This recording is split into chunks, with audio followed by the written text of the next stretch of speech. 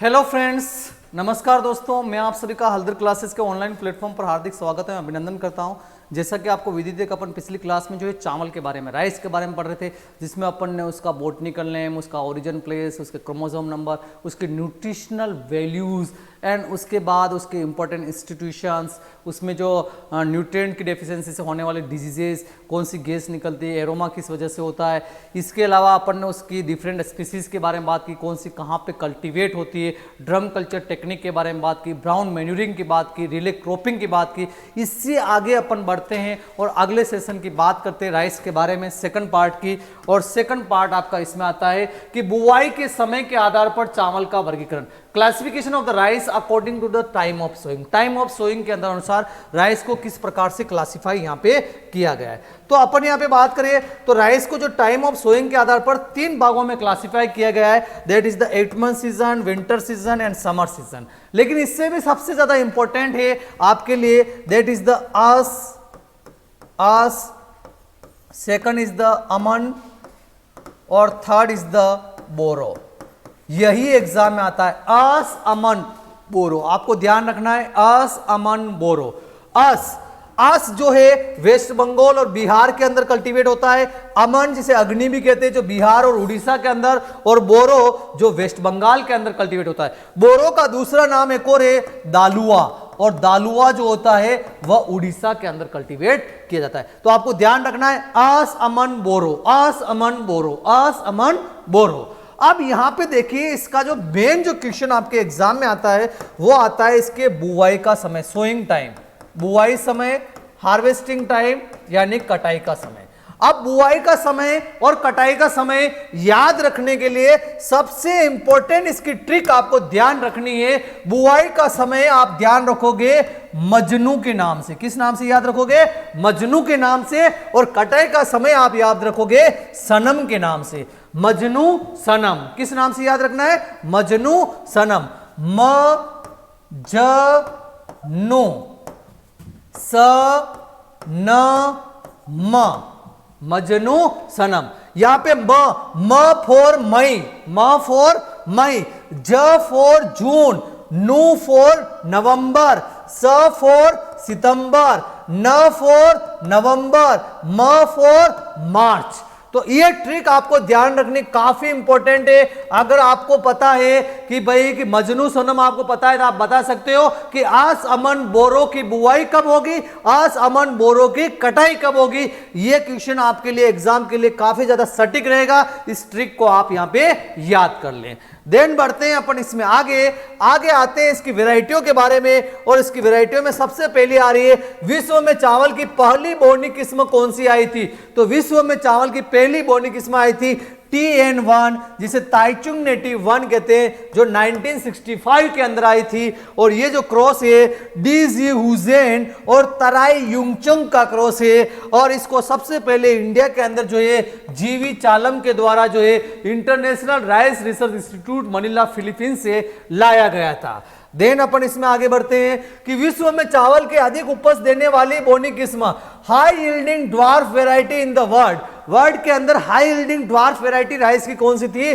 तो वह IR8 थी। ये काफी इंपॉर्टेंट है, जो आपको ध्यान रखना है। मैंने पिछली क्लास में भी आपको कहा था, it is a cross between the DZ Hussain and PETA का क्रॉस है। पेटा जो है इंडोनेशिया की वेराइटी है और ये क्रॉस जो है बाइचेल ने करवाया था। और IR8 introduce in India in 1966 by the International Rice Research Institute, and IR8 is also known as the miracle rice of the world, विश्व का जादुई चावल। क्योंकि वर्ल्ड के अंदर जितनी भी वेराइटियां उस समय प्रचलन में थी, उसमें सबसे ज्यादा प्रोडक्शन कैपेसिटी किसकी थी? IR8 की थी। इसलिए IR8 को अपन विश्व का जादुई चावल कहते हैं, जो आपको पता होना चाहिए। देन अपन इसमें आगे बढ़ते हैं। नेक्स्ट वन, जादुई चावल भारत का किसे कहा गया है? Miracle rice of India, that is the Jaya को कहा गया है। ये भी आपको पता होना चाहिए। वर्ल्ड का miracle rice that is the IR8, India का miracle rice that is the Jaya. और जया भारतीय चावल की अधिक उपज देने वाली पहली बोनी किस्म थी। और जया जो है TN1 और टाइप 141 का क्रॉस है, जो शास्त्री नाम के वैज्ञानिक ने कराया। अब यहां पे जया का उल्टा जो क्रॉस कराया गया है, यानी यहां पे type first 141 is a female parent और TN1 is a male parent के रूप में, तो उससे जो दूसरी वैरायटी डेवलप की गई है वह पद्मा है। कौन सी है? पद्मा है। लेकिन आपके लिए इंपॉर्टेंट कौन सी है? जया है। Then next one is the प्रथम उत्परिवर्तित mutant, first mutant variety of rice, very very important for examination point of view, that is the Jagannath. Jagannath का क्वेश्चन एग्जाम में अक्सर आता है कि म्यूटेंट वैरायटी कौन सी गई है राइस की, तो वो जगन्नाथ है। अन्य कौन सी है? अदर इंपॉर्टेंट म्यूटेंट वैरायटी कौन कौन सी है? तो शतावरी, प्रभावती, ये भी है, लेकिन जगन्नाथ आपको याद होना बहुत ज्यादा जरूरी है। Then the next one is the सीधी बुआई के लिए, डायरेक्ट सोइंग के लिए बाला और पूसा 221, ये दोनों ध्यान रखना है। बाला और पूसा 221 जो है चावल की सीधी बुआई के लिए काम में ली जाने वाली किस्मों के अंदर आती है, जो आपको पता होना चाहिए। देन नेक्स्ट वन, IARI से विकसित किस्में कौन सी चावल की, तो इसमें जो सबसे इंपॉर्टेंट वैरायटी यहां आपके सामने आ रही है वह नोरिन 8 और 18, काफी इंपॉर्टेंट है बेसिकली। वैसे आपको पता होना चाहिए कि नोरिन 10 नाम का जो जीन है वो काम में लिया गया वीट के अंदर गेहूं के अंदर ड्वार्फनेस पैदा करने के लिए, बोनापन पैदा करने के लिए बाय द नॉर्मनी बर्लोक के द्वारा। नोरिन 10 अगर आपको पूछा जाएगा जीन तो वह गेहूं का जाएगा, लेकिन नोरिन 8 और 18 किसमें पूछी जाएगी तो वह आपके राइस की जाएगी, चावल की जाएगी, जो IARI से विकसित है। यह भी काफी ज्यादा इंपॉर्टेंट है, जो आपको मालूम होना चाहिए। इसके अलावा पूसा 221 और बासमती 370-20 के अंदर आती है। नेक्स्ट वन, सूखा सहनशील ड्रोट ससेप्टेबल वैरायटी कौन सी चावल की, तो इसमें आता है बाला, कंचन, किरण और भवानी जो है सूखा सहन करने की क्षमता रखती है। देन द लवणीयता प्रतिरोधी किस्में, saline resistance variety, saline tolerant variety, IR8 जो वर्ल्ड की मिरेकल राइस कहलाती है। And second one is the Lunishree, ये दोनों ही काफी इंपॉर्टेंट है, IR8 एंड लूनिसरी जो सेलाइन टॉलरेंट है। यहां पे लूनिसरी जो है एक प्रकार से सुपर राइस है, और सुपर राइस जो यानी कि मोर न्यूट्रिटिव होता है, जो कॉन्सेप्ट जो आपके दिया था GS खुश ने दिया था, उसकी वैरायटी है लूनिसरी, जो आपको पता होना चाहिए। देन नेक्स्ट वन, जल भराव वाले यानी पानी भरने वाले क्षेत्रों में वाटर लॉक्ड एरिया के लिए कौन कौन सी वैरायटी है चावल की, दैट इज द जलमग्न, मधुकर, चकैया 59 और जलप्रिया जो है इसकी जल भराव वाले क्षेत्रों की इंपॉर्टेंट वैरायटी के रूप में गिनी गई है। Then next one is the gall midge जो है इसमें लगने वाला एक इंसेक्ट है, उसकी रेजिस्टेंस वैरायटी पूछे, या अगर आपको पूछ ले इसके अलावा कि एफी की टॉक्सिसिटी की रेजिस्टेंस वैरायटी कौन सी है, तो इन दोनों केस में आंसर एक ही जाएगा, दैट इज द फाल्गुना, जो gall midge resistance and Fe toxicity resistance variety के रूप में जानी जाती है। देन द पीला तना छेदक, येलो स्टेम बोरर और राइस, और जैसा कि आप जानते हो पीला तना छेदक जो होता है राइस का, ये राइस का एक मोनोफेगस पेस्ट है, एकल बक्सी कीड़ा है, और इसके प्रति प्रतिरोधी जो किस्म मानी गई है वह TKM6 मानी गई है। कौन सी मानी गई है? TKM6 जो है आपके पीला तना छेदक प्रतिरोधी किस्म के रूप में जानी जाती है। Then the brown plant hopper, बुरा पादप फुदका के केस में जो रेजिस्टेंस वैरायटी मानी गई है वह कौन सी मानी गई है? मुडगो मानी गई है। कौन सी मानी गई है? मुडगो मानी गई है, जो आपको पता होना चाहिए। देन सबसे ज्यादा प्रोटीन युक्त किस्में कौन सी है, हाईएस्ट प्रोटीन किस्में होती है, तो वह साबरमती के अंदर होती है, जो IRI से विकसित है, जो TN1 और बासमती 370 का क्रॉस है।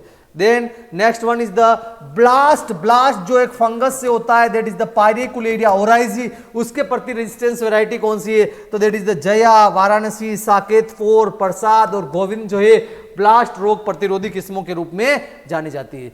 देन द संकर किस्म या हाइब्रिड की बात करें तो हाइब्रिड में आपकी बहुत सारी हाइब्रिड आती है, लेकिन सबसे ज्यादा इंपॉर्टेंट हाइब्रिड है MGR1 और CoRH1, जो इंडिया की फर्स्ट हाइब्रिड मानी जाती है। इंडिया की जो है फर्स्ट हाइब्रिड राइस की कौन सी है, तो CoRH1 और MGR1 है, जो आपको पता होना चाहिए। Then next one, seed rate, इसमें चावल की बीज दर कितनी काम में ली जाती है, उसके बारे में अगर अपन बात करें तो अगर छिड़कवा विधि या ब्रॉडकास्टिंग कर रहे हैं, जैसा कि आप गेहूं के अंदर भी जो है आप सीड रेट 100 kg लेते हो, तो राइस की अगर ब्रॉडकास्टिंग की जा रही है तो 100 किलोग्राम बीज दर ली जाएगी। देन द संकर चावल या हाइब्रिड राइस ले रहे हो तो 15 किलोग्राम बीज दर। देन अगर आप श्री विधि सिस्टम ऑफ राइस इंटेंसिफिकेशन, कई बार एग्जाम में सीधा क्वेश्चन आता है श्री जो है, श्री विधि जो है कौन सी फसल से संबंधित है, तो ये चावल से संबंधित है, राइस से संबंधित है। तो श्री मेथड जो है इसके अंदर सीड रेट जो है 5 किलोग्राम, इसके बारे में अपन आगे चल के डिटेल से बात करने वाले हैं। देन बासमती चावल की जो सीड रेट है वह 45 किलोग्राम प्रति हेक्टेयर ली जाती है। अब इसमें एग्जाम के पॉइंट ऑफ व्यू से कौन कौन सी सीड रेट जो है सबसे ज्यादा इंपॉर्टेंट है आपके लिए, नंबर फर्स्ट ब्रॉडकास्ट वाली आपके लिए इंपॉर्टेंट है, नंबर सेकंड आपके लिए हाइब्रिड राइस की इंपॉर्टेंट है, नंबर थर्ड जो है श्री मेथड। ये शुरू की तीनों जो विधियां है इनके अंदर बीज दर कितनी ली जाती है, that is the 100 kilogram, 15 kilogram और 5 किलोग्राम। ये आपको एग्जाम के पॉइंट ऑफ व्यू से याद होना बहुत ही ज्यादा जरूरी है, जो आपको एग्जाम के अंदर पूछा जा सकता है, जो आपको पता होना चाहिए। अब इसमें अपन आगे बढ़ते हैं, आगे आता है इसमें चावल की खेती के प्रकार, types of the rice cultivation, rice का कल्टीवेशन किस किस प्रकार से कर सकते हैं। तो number first one is the शुष्क खेती यानी कि अपलैंड कल्टीवेशन, यानी जहां पे जो क्या किया जाता होगा पडलिंग, अपलैंड यानी जहां पे पडलिंग नहीं करते हैं, यानी जहां पडलिंग रिक्वायर्ड नहीं होती, यानी लेयुक्त मृदा तैयार नहीं करते हैं। देन द गिल्ली खेती लो लैंड, यानी जहां पे पडलिंग की जाती है, पडलिंग रिक्वायर्ड होती है। और तीसरा आता है आपका नर्सरी मेथड। ये 3 प्रकार से कल्टीवेशन करते हैं, एक तो पडलिंग करके खेत की, एक दूसरा पडलिंग नहीं करके, और तीसरा है नर्सरी तैयार करके जो है अपन सोइंग करते हैं, देन ट्रांसप्लांट करने का काम करते हैं। तो 3 प्रकार से जो है राइस का कल्टीवेशन यहाँ पे किया जाता है। तो इसमें सबसे इंपॉर्टेंट जो चीज आ रही है वो आ रही है पडलिंग, कि भाई पडलिंग क्या होती है। तो इसको समझना आपके लिए बहुत ज्यादा जरूरी है, जिसे हिंदी में अपन युक्त कहते हैं कि ले युक्त मृदा तैयार करना। बेसिकली अपन चावल के अंदर कहते हैं कि राइस के कल्टीवेशन के लिए खेत के अंदर पानी रहना चाहिए, 5 सेंटीमीटर तक पानी रहना चाहिए।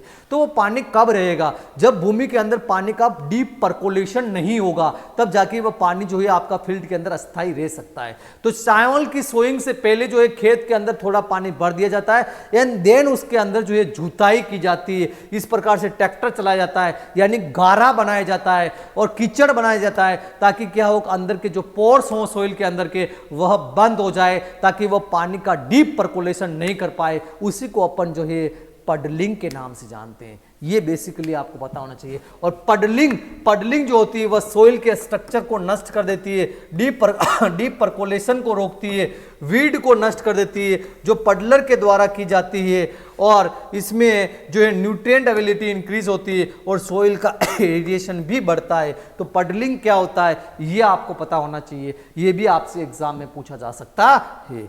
तो ये अपना हो गया सेकंड पार्ट राइस का, जिसमें अपन ने देखा कि कौन कौन सी इसकी इंपॉर्टेंट वैरायटियां हैं, राइस की सोइंग कब की जाती है और कितनी प्रकार से राइस का अपन कल्टीवेशन कर सकते हैं, पडलिंग करके, पडलिंग नहीं करके और नर्सरी के द्वारा। इसके आगे के मेथड जो है नर्सरी क्या है, नर्सरी की क्या क्या रिक्वायरमेंट्स है, और भी बहुत सारी बातें हैं जो अपन अगली क्लास के अंदर डिस्कस करेंगे। तब तक के लिए जय हिंद, जय भारत।